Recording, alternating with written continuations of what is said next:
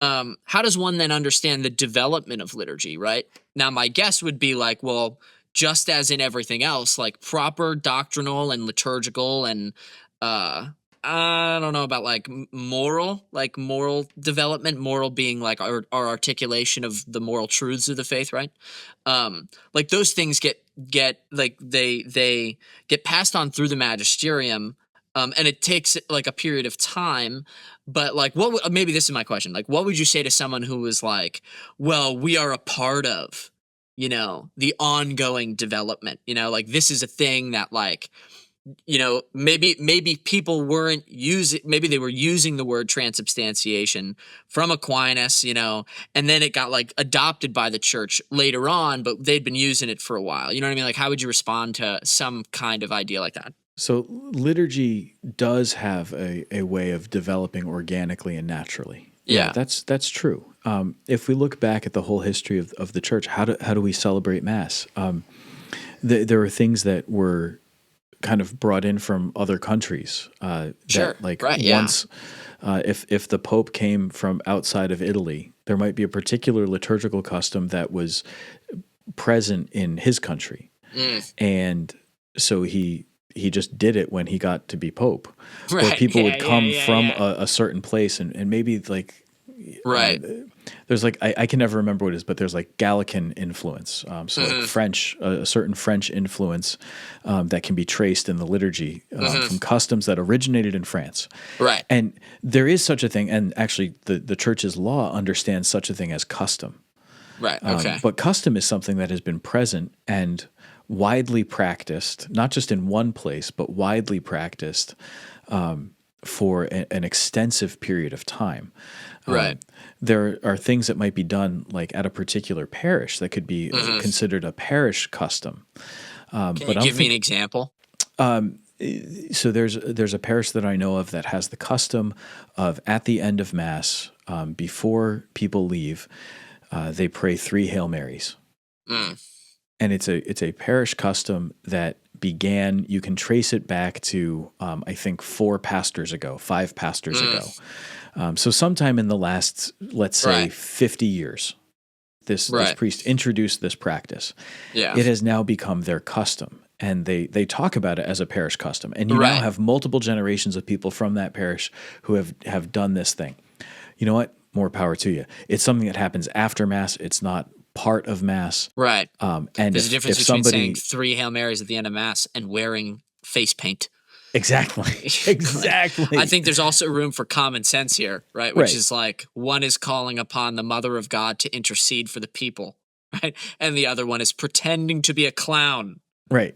There are other kinds of customs that might grow up in certain places. But again, generally, like the custom also has to be an authentic expression of the church's prayer. Right. Okay.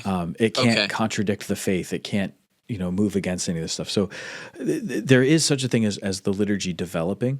Yeah. It's true.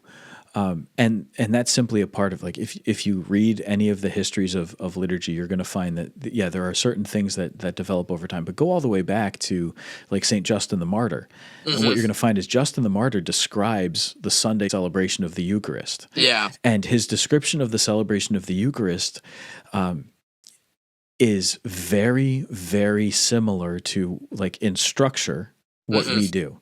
If you just follow the structure of what he's talking about, you can identify a prayer, you can Hmm. identify the reading of scripture, a homily, you can identify the collection and the presentation of gifts, Hmm. you can Hmm. identify the Eucharistic prayer, you can identify the reception of Holy Communion.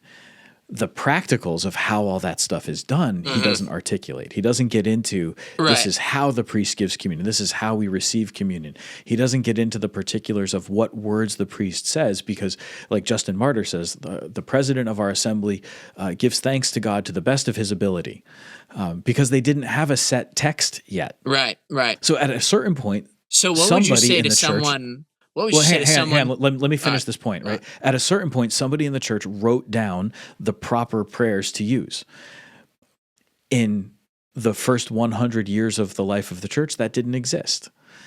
The whoever the priest was gave thanks to the best of his ability. But at a certain point, they said, all right, it's good that we're doing this to the best of our ability, but we could also do this in a way that demonstrates unity. So these are the prayers that we're going to say on this Sunday of the year, and these are the prayers that we're going to say on this Right. Sunday of the year. And then there's something that comes to be called the unchanging part of the Mass, Yeah. which is the canon, the Eucharistic prayer. This doesn't change Mass to Mass. This is the part of the Mass that's always going to be the same. That we're always going to say these words. Other parts of the Mass will be different, but we're always going to do this. So anyway, at a certain point, like there's a decision made, we're going to do this. That's development. Yeah. And that's organic, that's natural, that's like as the Christian community is worshiping, they come to realize, I need to do this, or there's a way that we need to do this that's together. Yeah. So the question I was going to ask is, but then as I thought about it, I came up with an answer. So I'm going to do them, but I'm going to do the same thing as last time. All right. I was going to say, well, like, what would you say to someone who said, like, all right, there's a resurgence in patristic studies, and I would argue that, like, the Catholic position, as opposed to any other denominational position, although the Orthodox, I would say, are with us,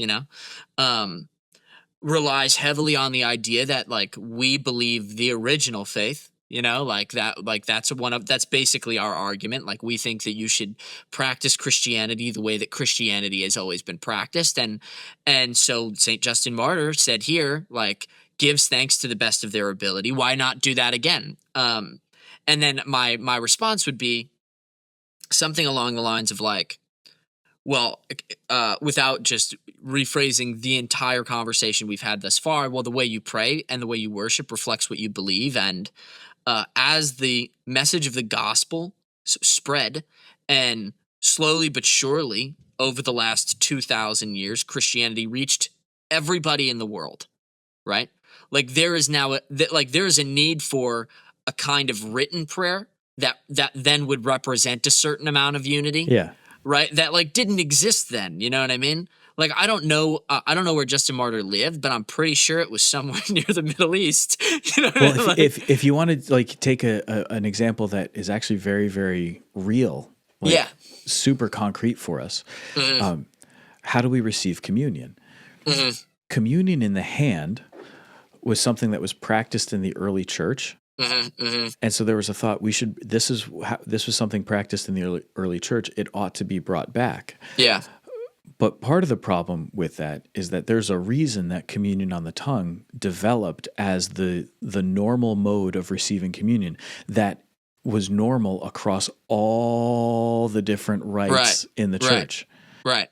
Only the Latin church went back to communion in the hand. Right? As far as I know. Excuse me, I could be wrong about that. I don't know some of the other rituals, the other yeah, fair enough. sui juris churches. I don't know the rules for all of them, but okay. The practice was receiving communion on the tongue. Why?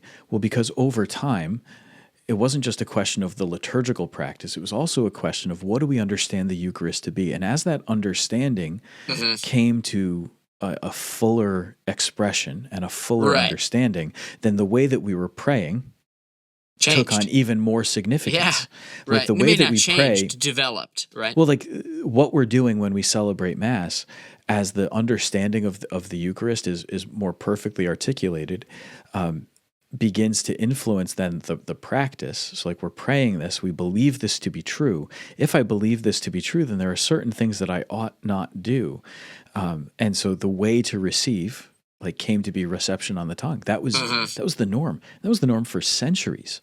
Yeah. And then because this was communion in the hand was once practiced in the early church, there was this sense of, like, I've heard some people describe it as like a false archaeology. Well, because it's old, then we should do it. That's not what tradition is. Tradition isn't just like, this is an old thing, therefore we're supposed to do it. Tradition is something that has been held and practiced and like well used, and this is what we do as a way of expressing something about who we are or what we're about. And just because something is very old is not the reason to use it or to do it. It might be a reason, but it's not the only one. So just because this practice was old doesn't mean that it ought to be the practice today. Just because we can say, well, it was done and now it's not, doesn't mean we should go back to it. Right. Yeah. I mean, by way of This is argument, the G.K. Chesterton thing, right? Yeah. Okay. Before you take down a fence, you should think about what it's keeping in Yeah. or what it's keeping out. Yeah. Like before we tear down fences, like, oh, you know what? This fence wasn't always here. Let's take it down. Yeah. Yeah, the fence wasn't always there because we didn't Maybe it have didn't always have to be there. well, previously we didn't have a bull. Yeah. Now we have a bull, and that Yeah, fence yeah, keeps the right. bull in. Yeah. Yeah. When that fence is taken down, the bull gets out, and bull in a china shop is a bad thing. Yeah. And also, like, I mean, by way of analogy, right? Like, it would be insane if someone was like, well, during the time of St. Justin Martyr, they didn't have a canon of scripture. So we should just call whatever we want scripture. It's like, no, you don't get to do that. Like the church Well, and even that recognized in time, like we're like, you know what I mean? if you look at how is the canon of scripture settled, it's settled because it's of apostolic origin. It was in use everywhere in the church. It was accepted by the fathers as authentic, right? So perhaps the canon hadn't been defined yet at the time of Justin Martyr, but he still knew what was scripture and what wasn't. Right, but my point is, like, we shouldn't go back to the concept of there's no canon. We all agree on what it is, exactly. but there's no canon because that's what they thought in the early church. This is precisely what development is about. Right. Development is about like coming to these things, recognizing them, understanding them, treasuring them, right, and honoring them. Thanks for watching today's video. Let us know what you thought down below. And don't forget to like and subscribe.